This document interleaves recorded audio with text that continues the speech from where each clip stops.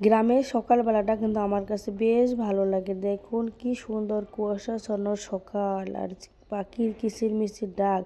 গ্রামে কিন্তু এখনই অনেক পরিমাণে কুয়াশা পড়ছে, দেখে আপনারা বুঝতে পারছেন।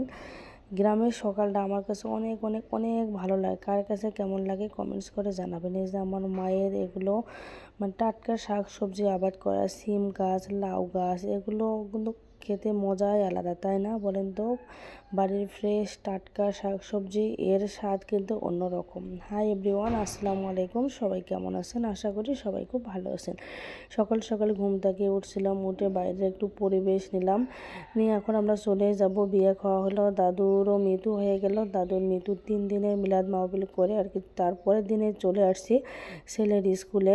ছেলের স্কুল মনে করেন এখন বাচ্চার স্কুলের জন্য কোথাও থাকাও হয় না। তা আমার ফুফু সবাই মিলে, ফুফাতো বোন ওনারাও গেছিলো, আমরা সবাই মিলে চলে আসলাম। ওনাদেরকে আমি গাইবান্ধায় নামাই দিয়ে আমি আর কি যেখানে যাব সেখানে চলে আসব। এখন মনে কর বাচ্চার স্কুলের জন্য 2 দিন বাড়িতে থাকাও হয় না, কারণ বাচ্চার স্কুলে দিলে আর কোনো মায়েদের কোনো রেস্ট নাই, মায়েদের শান্তি নাই, সব সময় মানে অশান্তি লেগেই থাকে। বলেন তো আপনারা ঠিক কিনা? জীবনটা অতিষ্ঠ হয়ে যাচ্ছে। ছোট একটা বাচ্চাকে নিয়ে স্কুলে নিয়ে যাও, প্রাইভেটে নিয়ে যাও, কোচিংয়ে নিয়ে যাও, মানে আমার সব মিলে একটা মানে অন্যরকম জীবন পার করতেছে আর কি। এখন দেখুন স্টেশনে কত লোক সংখ্যা দাঁড়ায় আছে। আমি আর আমার ফুফাতো বোন একটু আবার ভিডিও করলাম, ও আমাকে একটু ভিডিও করে দিল, ছবি উঠাই দিল।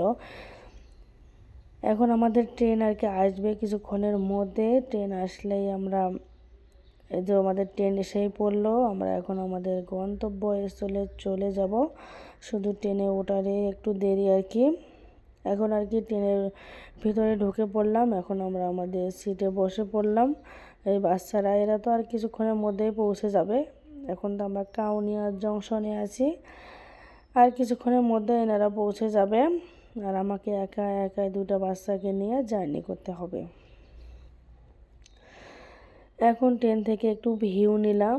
আমার কাছে কিন্তু ভালো লাগে গ্রামের পরিবেশগুলো। আমার খালি একটাই চিন্তা, ট্রেনের রাস্তাটা এত মানে কি বলবো, আর একদম মানে ভিতর দিয়ে জংলা বাড়ি দিয়ে একেবারে হয়ে গেছে ট্রেনের রাস্তা। এরকম হয়েছে কেন বলেন তো?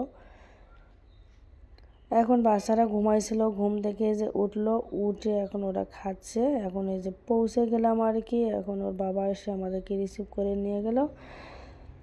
আজকের ভিডিওটি আর কি এখানেই শেষ করব। এখন আমরা খাওয়া দাওয়া করব সবাই মিলে, কারণ অনেক ক্ষুধার্ত।